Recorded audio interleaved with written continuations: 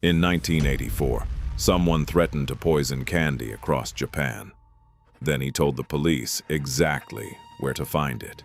He wasn't simply trying to hurt people. He wanted to terrify an entire nation. For 17 months, he stayed one step ahead of the police and then vanished.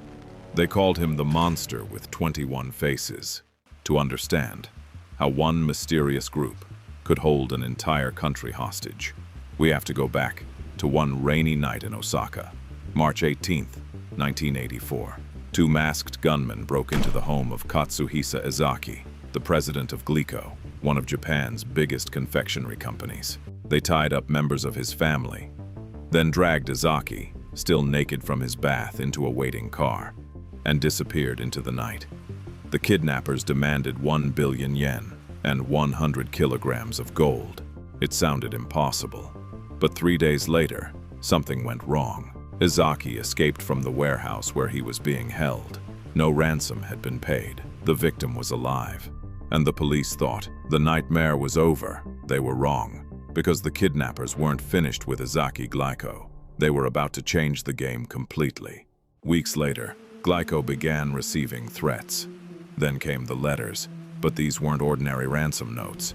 They weren't written for the police. They were written for newspapers and for the entire country to read. The writer mocked the police, called them fools, and then made a terrifying claim. Glico products had been contaminated with cyanide. The company pulled its products from stores across Japan.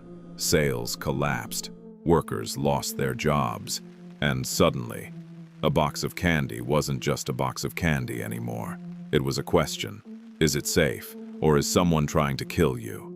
Then the monster did something even stranger. He appeared to forgive Glico and disappeared, but he hadn't stopped. He had simply found a new target. The next target was Morinaga, and this time, the threat became real. The monster claimed that poisoned candy had been placed on supermarket shelves. Police began searching stores across Japan, and then they found it.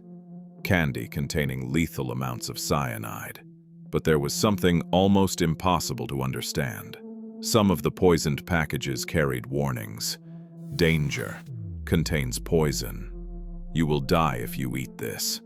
Think about that. Someone had gone through the trouble of poisoning candy and then warned people not to eat it. No one was killed. But the psychological damage was enormous. Stores pulled products from their shelves. Parents became afraid to buy candy. And millions of people started asking the same question. What if the next box doesn't have a warning? That was the monster's real weapon. Not just poison, fear, and uncertainty. But here's what makes the case even stranger.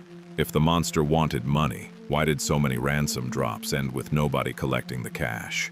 What did they actually want? Because now, this wasn't behaving like an ordinary extortion scheme. It was becoming a game. Then, the police finally got a look at one of them. During a carefully planned ransom operation, an undercover investigator spotted a suspicious man. He was large, well-built, wearing dark clothes, with short permed hair, and sharp, narrow eyes. Eyes like a fox. The police began calling him the fox-eyed man. For a moment, they thought they had finally found their monster. But there was a problem. The police had strict orders. Don't make the arrest unless the money is taken. So, they waited and watched, and the man disappeared. The police would see him again, but they would never learn his name. By now, the investigation had become enormous. More than 1 million police officers were estimated to have been involved over the course of the case. More than 100,000 people were investigated, and still, nothing. No arrest. No identity, no monster. The criminals kept sending letters, kept moving, kept making the police look helpless. And then, the pressure reached its darkest point. In August 1985, Shoji Yamamoto, the superintendent of the Shiga Prefectural Police, died by self-immolation outside his home. 5 days later, the monster sent one final letter. The letter mocked Yamamoto's death, then announced that the monster would stop harassing the food companies. And then came the line, That would become the signature of the entire case. We are bad guys. And just like that, they stopped. No more letters, no more poisoned candy, no more ransom games, nothing. The investigation continued, but nobody was arrested. Nobody was identified.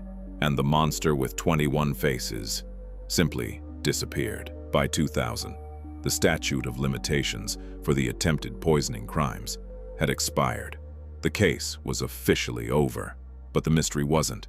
40 years later, we still don't know their faces, we don't know their names, and we don't know why they stopped. But for 17 months, an entire country was afraid to trust a box of candy. And maybe that's what the monster really accomplished. They didn't need to destroy Japan. They only needed to make Japan afraid of its own candy.